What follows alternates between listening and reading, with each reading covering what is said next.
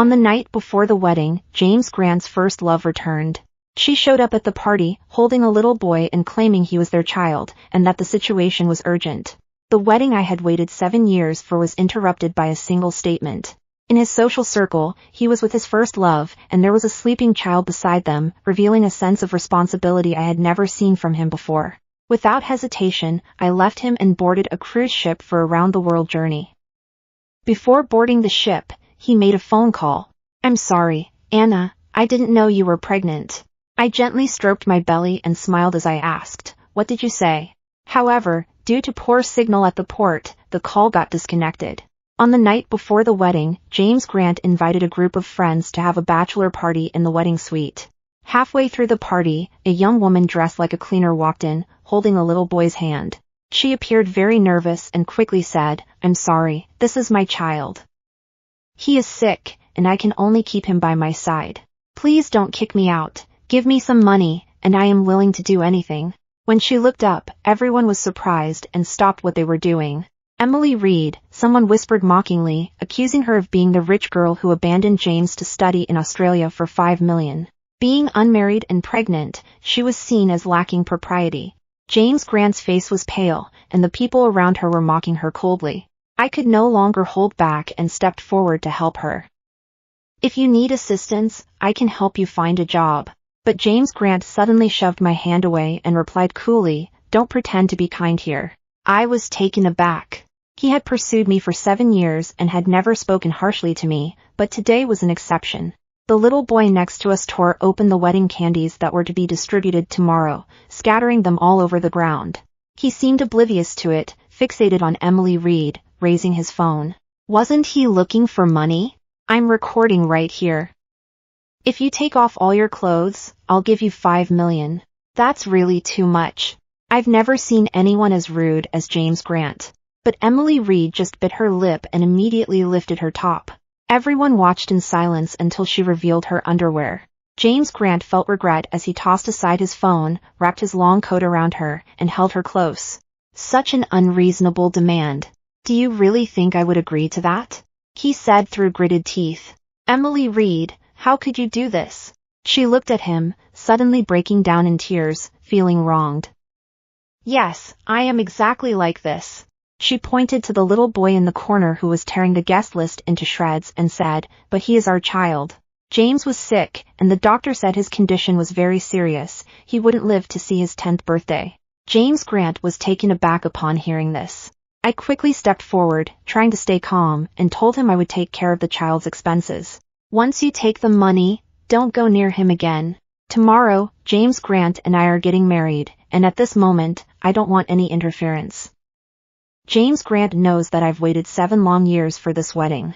I thought he would stand by my side, but unexpectedly, he suddenly pushed me away and said, "This is between me and her, Anna Foster, you shouldn't get involved. The wedding can be postponed." He adjusted Emily Reed's dress, cradled the child in one arm, and, with her in the other, walked out of the villa without looking back. James Grant's friends looked at me with a mix of pity, sarcasm, and a hint of schadenfreude. Meanwhile, I was crouched on the ground, picking up the pieces of the chaos. The candy box I had designed with my own hands had been damaged by that little kid, and I felt a deep sense of sadness that made tears stream down my face. Just the night before, James Grant had held me in his arms, gently patting my back and kissing my forehead. He had pursued me for 7 years, and I finally opened my heart to him, sharing my most vulnerable side. He said that I had a tough time in the past, and now he would give me the best. He bought me the most expensive wedding dress and booked the hotel penthouse for 6 figures a day. I had planned to tell him about my pregnancy tomorrow as a surprise. But unexpectedly, Emily Reed and that child appeared out of nowhere. I heard that Emily Reed was James Grant's first love. When their relationship was at its best, she chose to terminate her pregnancy for $5 million and didn't hesitate to break up with him. Since then, James Grant's resentment towards her deepened. Yet today, I truly saw the way he looked at her, filled with passion and emotion. Clearly, he still loved her. Back at my house, I kept making phone calls until the evening. Notify the wedding planning company and all the guests that the wedding has been cancelled. The last call I made was to my brother, John Foster. He was very angry and accused me of being incompetent, unable to hold on to a man. He hopes that I can help him manage the company's affairs. In my heart, I thought, this is not just your company, it's the Foster family's business, and I deserve a share in it as well. But I didn't say anything on the surface, which only made him angrier. It was impossible to communicate. I really don't understand how you can have such a sister. Forget it, no more talking. Just hurry and transfer me $500,000. I want to gather some money to buy a Ferrari. Suddenly, a hand reached out from behind and gently took my phone away. She has no money, and even if she did, she wouldn't give it to you. James Grant's tone was very harsh.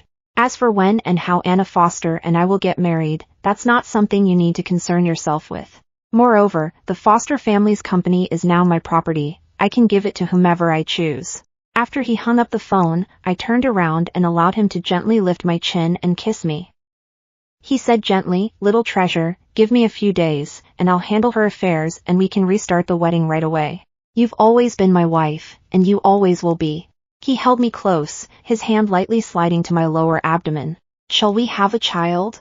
A healthy one, with your eyes and my nose." I understood that this was the pinnacle of James Grant's patience. If it were in the past, I would have already immersed myself in his embrace, as gentle as spring water. However, tonight, for some reason, the closer he got, the more awake I became and the more pain I felt.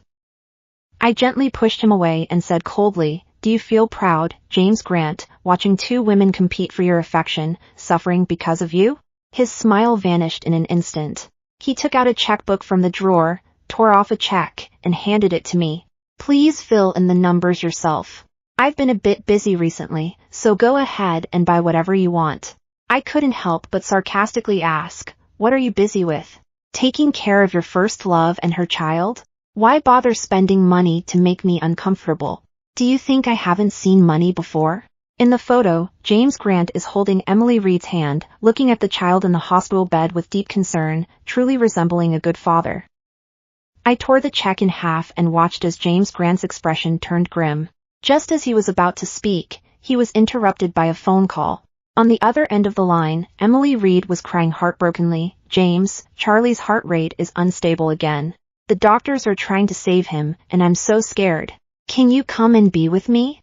I covered my flushing face and saw James Grant suppressing his emotions as he replied, "I have someone here with me. If you need help, you can reach out to them. Tonight, I am going to be with my wife." I raised my voice at the phone and asked, "Has something happened to the child? Which hospital?" I immediately ordered someone to take James Grant there. James Grant looked at me, initially surprised, then turned very angry. "Anna Foster, I didn't expect you to be so disrespectful. You want me to leave? Fine, but you better think it through." After saying that, he let go of me and turned to the woman on the phone, his tone suddenly softening. "Emily, just wait for me, I'll be there soon." He slammed the door loudly as he left. I lay in the darkness, feeling the small life inside my belly. I remembered 3 months ago when I was abducted by John Foster's creditor, who planned to use me to pressure my brother into repaying millions in gambling debts. John Foster had said just one sentence, "If you want to kill her, go ahead. Her life is worth 30 million, after all." It was at that moment, with a knife held to my throat, that James Grant burst in with his men to rescue me. He held me tightly in his arms and declared firmly, "This is my wife. Anyone who dares to harm her will have to answer to me." No one dared to provoke the Grant family. One moment they seemed formidable, and the next they scattered in fear. That night, James Grant trembled as he proposed to me. I responded with my body, but when he opened the box, I stopped his hand. I told him it was okay, to give it to me, all right? I don't give my heart easily, but once I fall in love with someone, I will hold nothing back. Perhaps James Grant had been so good to me in the past that I forgot the possibility of being truly wronged. The next day, I heard that James Grant had accompanied a stranger and her child to the hospital late at night. This wasn't good news. Early in the morning, I received a call from James's mother. She asked me to bring a gift to the hospital to see Emily Reed. I wasn't very keen on getting involved in your affairs, but for the sake of James Grant's reputation, you both should act like a harmonious couple. I endured the discomfort of early pregnancy and hurried to the hospital with various things in hand. In the ward, James Grant was wrapped in a blanket, sleeping on the adjacent fold-out bed. In his arms lay Emily Reed, also peacefully asleep. On the bed next to them, a child was receiving in-4 drip while playing with some toys. It really looked like a family. I placed the supplements on the bedside table, waking Emily Reed, who looked at me with the eyes of a startled doe. "I'm sorry, Sister Anna, I didn't mean to. I really couldn't help myself," I struck her lightly without thinking.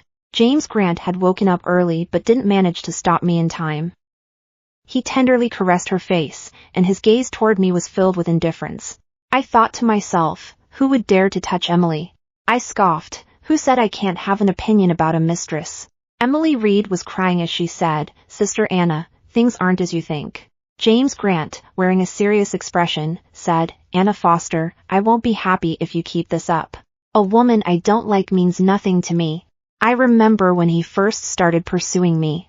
His friends said that James only came after me out of anger. The truth of it, I would only know if that woman ever returned one day. Back then, I stubbornly refused to believe it. Now, it seems I was wrong." The attending doctor came in for his rounds, and James Grant held Emily Reed as they followed the doctor outside to learn more about the condition. I was filled with heartache when, unexpectedly, the quiet little boy in the hospital bed spoke up, calling me a bad aunt. I asked him, "What did you say?" He lifted his small face to look at me, his eyes full of clear jealousy. "Mommy said you're pregnant, and if the baby is born, Daddy will no longer want me. I hate that aunt. I wish my dad and mom would be together forever."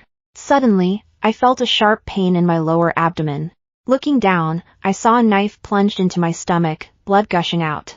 The little boy pulled out the knife and slashed his arm, then began to cry loudly, "Mom, that aunt is bullying me." Emily Reed quickly ran into the house, followed closely by the equally anxious James Grant.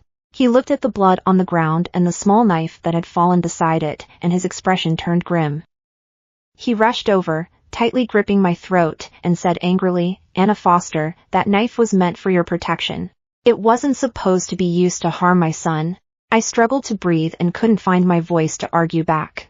Indeed, that was the knife James Grant had specifically sent to me from Switzerland after the kidnapping incident. I had always kept it in my bag, which I placed on the nightstand. I never expected the child to take it out while I wasn't paying attention. The pain in my neck and lower abdomen left me feeling weak, and as soon as James Grant let go, I fell to the ground like a rag doll. I mumbled softly, "I didn't do it, James Grant, do you believe me?" But no one heard me. The child collapsed, and the medical equipment started beeping in alarm. Emily Reed cried out, "My child!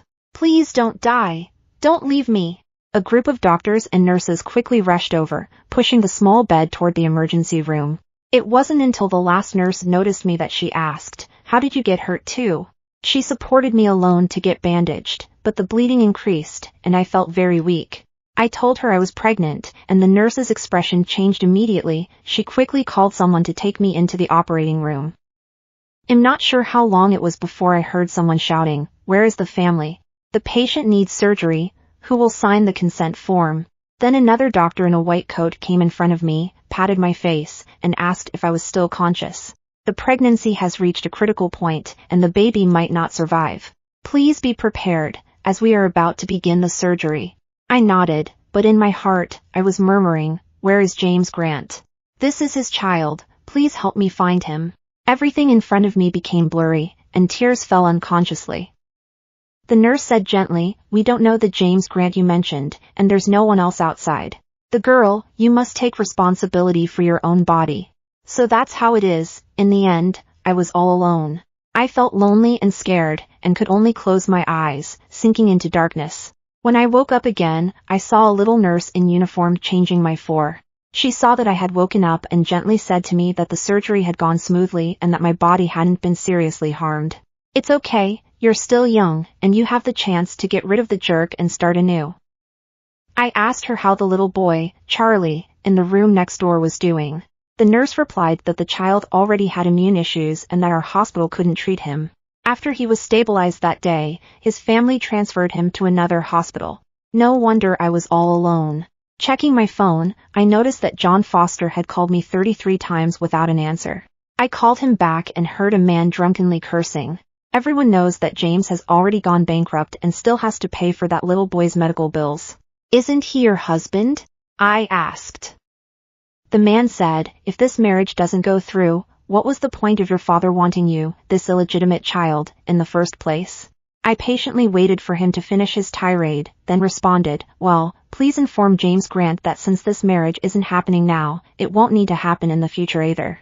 If you think I have no value, then from now on, I will cut off all ties with you and the entire Foster family. Just consider me as if I no longer exist. I decisively hung up the phone. Then I checked the balance of the only savings card in my name and booked a cruise around the world for myself. This time, I completely let go of my worries. A month later, I boarded the cruise with a new SIM card and a companion. The companion's name was Nick Woods. He was 185 centimeters tall, had 8-pack abs, and was a graduate student in psychology. I offered him extra accommodation and a monthly salary of $50,000 so he could wholeheartedly spend time with me. In fact, no one knew that over the past few years, living frugally beside the Foster family and James Grant, I had saved up $10 million. This $10 million would allow me to quietly slip away from everyone's sight. However, just before boarding the ship, my phone suddenly rang. When I answered, a familiar male voice came through. I'm sorry, Anna. I didn't know you were pregnant. Where are you? I'm sending someone to pick you up now. I gazed at the tranquil and vast sea in the distance. Before Nick Woods set sail, he bought me a warm cup of milk tea and handed it to me. Everything was so perfect, undisturbed. I smiled and pulled my phone away, asking, what did you just say? The signal at the port was poor, so I hung up the phone. Once on the boat, Nick Woods asked me who had called earlier. I smiled casually and replied, it was just a spam call, there's no need to pay attention to it. After my miscarriage, I came to understand a lot of things. I am the illegitimate daughter of the Foster family and have been taught since childhood to serve John Foster, the legitimate son. The year my father passed away, Foster Corporation was acquired by James Grant due to mismanagement. On his deathbed, my father entrusted me with the task of marrying James Grant and insisted that I find a way to get the company back for my younger brother. I tried my best to be sensible and to meet everyone's expectations, not realizing how much I had sacrificed for John Foster. In the end, all I received was their endless exploitation. I thought that marrying James Grant would bring me love, but the emergence of Emily Reed shattered my 7-year dream. No one compares to Nick Woods when it comes to being thoughtful towards me. You know, it's important to live happily for oneself. In the cabin, I lay on his lap, allowing him to feed me the sliced mangoes. Seeing that I was drowsy, he took a blanket and carefully tucked me in. Does it still hurt? They'll go get you some painkillers and brown sugar ginger tea. The biggest issue left by the miscarriage is the menstrual cramps. He let me drink water and take medicine, and he even coaxed me to sleep, making me feel like a little girl being cared for. A month later, the ship sailed into international waters and was suddenly surrounded by a fleet of private boats. At first, everyone thought it was pirates, so I went up on deck to see what was happening. As I walked to the bow of the ship, I spotted the tall and stern figure of James Grant. He boarded the cruise ship and exchanged a few polite words in a foreign language with the captain before handing over a check. Then, he approached me. Anna, I knew you would be here.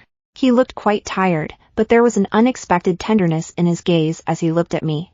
He reached out his hand, and I realized I was wrong. Let's go home. Before I could respond, Nick Woods next to me exploded in anger. Who are you? What right do you have to stop the boat and take her away? James Grant showed a disdainful expression, sneering coldly, and who are you? You're nothing more than someone trying to provoke me. Compared to me, you're still far behind. After saying that, he attempted to grab my hand, but was quickly swatted away by Nick Woods, who shouted, "Don't touch her." I frowned at the side, while James Grant raised his voice and asked Nick Woods, "What is your relationship with her?" Nick Woods glanced at me and gritted his teeth, saying, "I'm her boyfriend." With that, he swung a punch at James Grant. This reminds me of a time when I got drunk and shared my background with Nick Woods, which is why he recognized James Grant and wanted to help me. The two men started fighting on the deck, but instead of feeling satisfied, I couldn't hold back any longer and yelled, "Stop fighting." I pulled the bloodied Nick Woods behind me and looked directly at the man in front of me, saying, "James Grant, you need to leave." I wasn't suggesting he go back, I wanted him to truly leave, and my tone made that very clear. Indeed, his face instantly turned pale, and he quickly explained, "It's all my fault. I was busy with Charlie's situation and didn't realize you were pregnant too. Please, sweetheart, don't be angry, okay? The child can still be here. I have already sent Emily Reed away. Please give me another chance. He gritted his teeth, and I know you hate Charlie. If you come back with me, I will send that child away too. After saying that, I couldn't help but slap him. He clearly still hasn't figured out who hurt whom in the hospital. We never had a certificate, so it doesn't matter now. James Grant, I don't love you anymore, and it doesn't matter how you explain it. My voice trembled involuntarily, my nails digging deep into my flesh, causing a faint pain. Seeing his dejected expression still made me feel a bit sad inside. However, no matter how sad I am, I know that we cannot go back to the past. James Grant and I were at a stalemate for a long time, and it ultimately ended with his departure.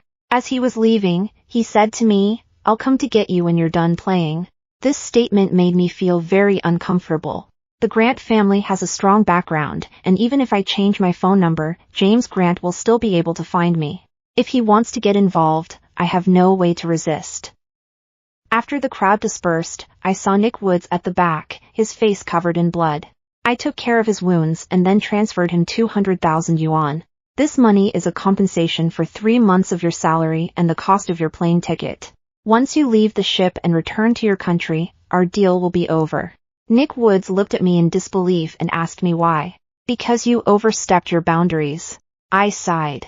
His unsolicited defense for me added to my sense of responsibility. The role of being a companion had become unclear, so it had to end here. A woman doesn't necessarily need to rely on a stable partner. As long as she has money, she can attract the right person. At the next stop, Nick Woods got off the boat with a lackluster demeanor. I felt a wave of exhaustion as well, and over the next 6 months, I didn't seek any new companions. Traveling alone can sometimes have its own charm. By the time I returned to my country, it was fall. I took a deep breath as I stepped off the boat, and outside the port was a row of black sedans. John Foster approached with a smile and said, "Sister, you're back." I was taken aback by his sudden show of respect. However, upon seeing the fierce gaze of the Grant family bodyguard directed at John Foster behind me, I immediately understood everything. It seemed that James Grant had privately dealt with John Foster while I was away, all in an effort to please me, ensuring that he would no longer dare to be rude to me.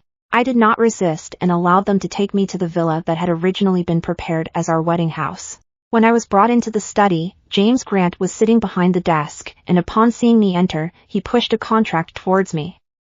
His expression was gentle as he said to me, "Xiaobao, I've got the company you've always wanted back for you." It was a share transfer contract, indicating that the shares of Foster Corporation, which had been previously acquired, were completely returned to me. He got up and tried to hug me from behind, asking, "Xiaobao, did you have a good time outside?" I decided to put our wedding plans back on track, using the decorations we had chosen together before. "If you're willing, we can hold it tomorrow."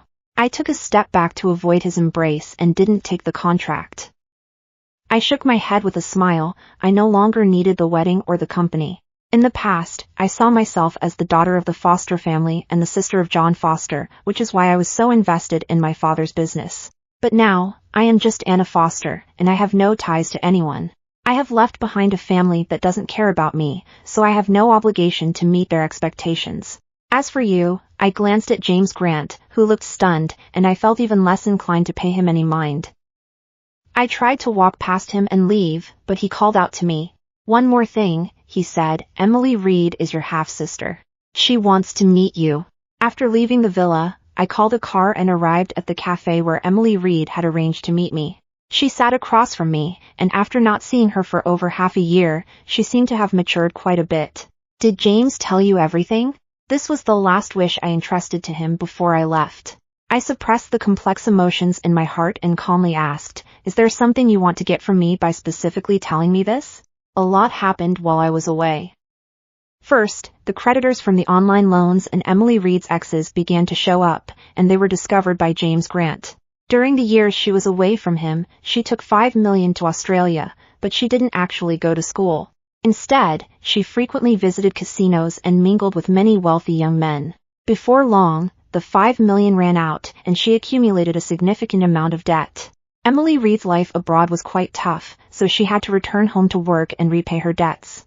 Until one night, she sought out James Grant, asking for his help regarding their child.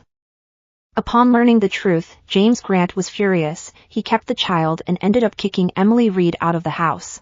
As a final gesture of goodwill, I asked James to tell you about this matter. Emily Reed smiled wryly as she handed me the genetic testing report. I just wanted to ask you one thing.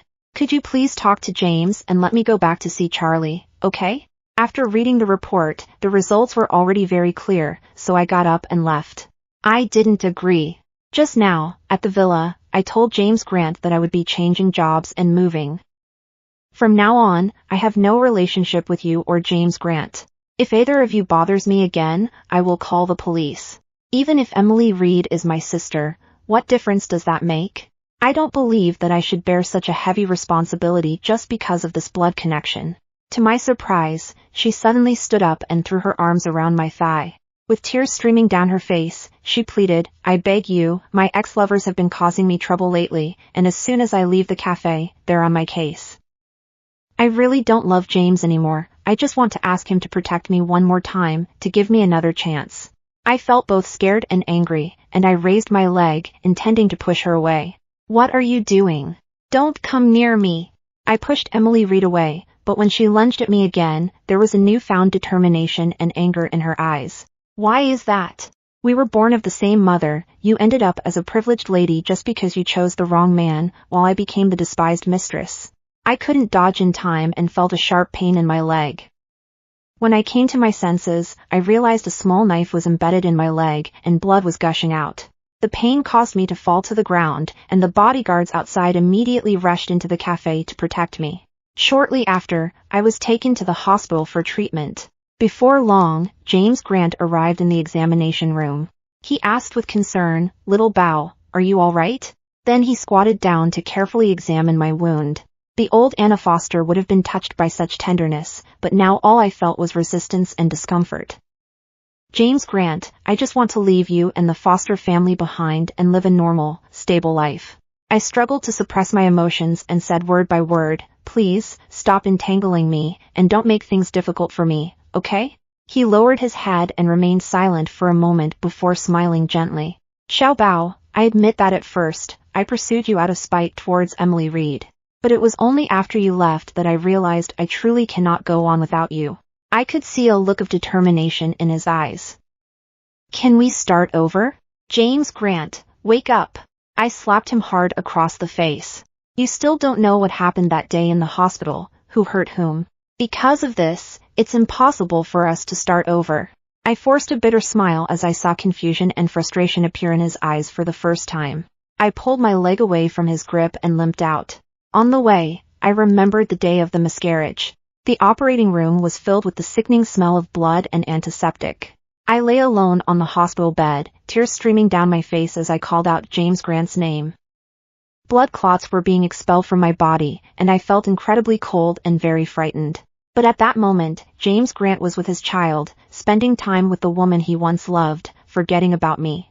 That day, he didn't come, and there was no need for him to come after that. After my leg healed, I specially went to the detention center to see Emily Reed.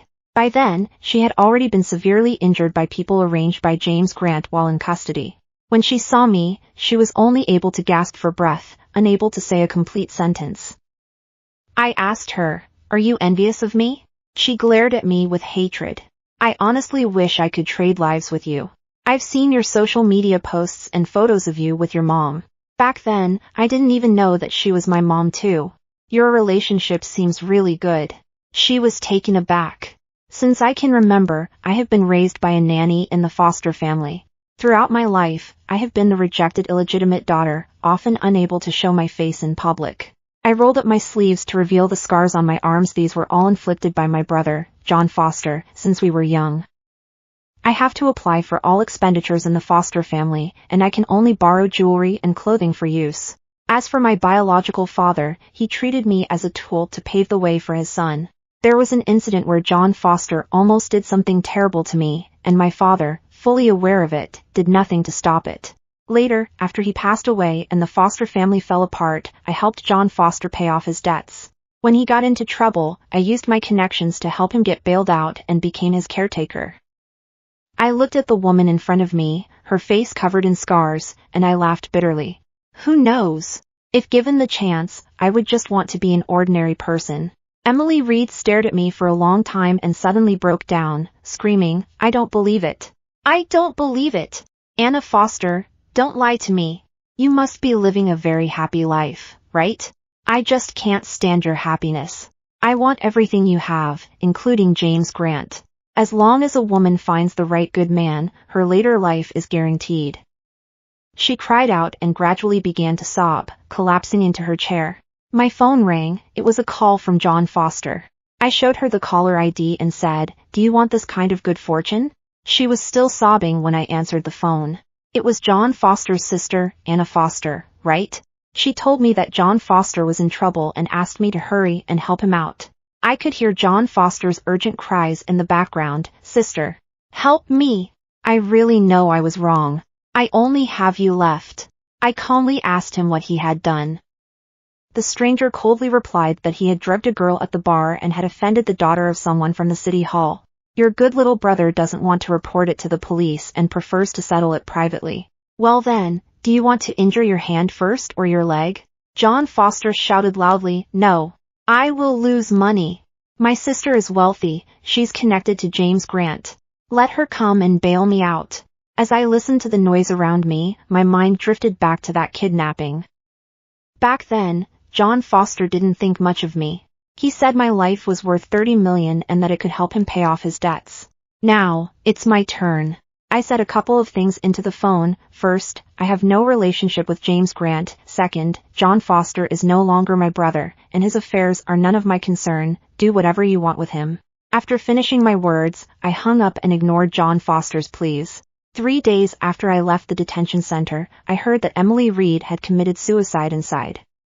However, before she left, she revealed a piece of news that left James Grant devastated. The child Charlie, whom he had devoted himself to saving, was not his biological son. On the day he learned this, James Grant cut off Charlie's medical support and even sent someone to deal with Emily Reed's body in a fit of rage. Later, he tracked me down to where I was staying, looking like a drenched stray dog. After reviewing the hospital surveillance, I discovered that it was Charlie who had stabbed you in the stomach, and to my surprise, that child had actually escaped. Don't worry, I will definitely find him and make sure he personally apologizes to you. At that moment, I wore a cold expression as I busily packed my belongings for the move. James Grant followed closely behind me, constantly pleading for me not to leave. Anna, please don't go. I can give you anything, he insisted. Whether it's money, status, or shares in Grant Group, I can offer you all of it. But I was just trying to pack up a bunch of clutter that I didn't want. Hearing his words, I could sense that he instantly lost hope. James Grant, do you know? You really have a knack for causing trouble for others. I impatiently played back the call recording for him to hear. My son James Grant definitely needs to find a suitable girl, not someone like you who isn't very reliable. I suggest you keep your distance from him. James's mother acted very high and mighty. Sister, let's clarify the situation. It's your son who has been bothering me this whole time. I haven't reported this to the police yet, and I've already been very considerate to you. What's wrong? Is it just because you have a bit of money that you think you're so important? I'm saying this outright. This is my attitude. James Grant didn't shy away. Instead, he moved closer to me and said, What does my marriage have to do with my mom? I'll find a way to keep her from bothering you in the future. By the way, didn't you say you wanted to go on a honeymoon? I'll call and make arrangements right now. He seemed a bit dazed, and with a sigh, I picked up my phone and dialed for the police. Hello, police. There's a stranger who has broken into my home and is persistently bothering me. Please come and handle the situation. He seemed surprised that I actually called the police and stood frozen there. That time, the police arrived and took James Grant away. After that, he strangely stayed quiet for a while. Until one day, the news reported that a kid named Charlie reappeared on the rooftop of Grant Group. Charlie is the son of Emily Reed and an unknown lover. At that time, he was on the brink of death due to a lack of medical support. Sitting on the rooftop, he was as thin as a sheet of paper, softly saying, I want Dad, I want Dad. The dad he referred to was, of course, James Grant. The fact that the sole heir of Grant Group had an illegitimate child was thus made public. People who are unaware of the truth feel sorry for the child and harshly criticize James Grant, deeming him utterly irresponsible, even neglecting the child's well-being. However, while watching the live broadcast on television, I couldn't help but think that children can sometimes be smarter than many adults. This little boy has even resorted to self-harm to frame me. Now, he is trying to drag James Grant down with him, burdened by his own pain. In front of everyone, this child leaps off the roof of an 88-story building. The stock price of Grant Group nearly halved due to this turmoil. No one wanted to marry into the Grant's mess. I originally thought all of this had nothing to do with me. At that time, I had found a job and a place to live in another city, ready to start a new life. On the morning I was heading to the airport, as I was crossing the street with my suitcase, a black car suddenly raced toward me. It was clearly a green light, yet the car showed no signs of stopping at all. Just then, a familiar figure suddenly appeared and blocked my way. I fell to the other side of the road, with some scrapes on my hands and legs. However, the man in the middle of the road was struck by the sedan and was bleeding profusely. It was James Grant. He seemed to want to crawl towards me with all his might, but he had already exhausted his strength. The driver was so frightened that he almost jumped out of the car and fell beside James Grant, unable to straighten up. "James, how could it be you?" James Grant simply stared at me, a trace of a sad smile on his face. In a hoarse voice, he said, "Little Bao, this is a car sent by my mom. She hates you for ruining my future." I regained my composure from the shock and shakily dialed 120, but ultimately it was too late. It is said that on the day of James Grant's funeral, his mother kowtowed before her son's coffin and then became mentally unstable. Looking at the face on the obituary, I recalled the moment he pushed me away and his final words to me. He asked me, "Anna Foster, if there is an afterlife, can we love each other again?" I shook my head. "James Grant, if there's an afterlife, I hope we won't meet again."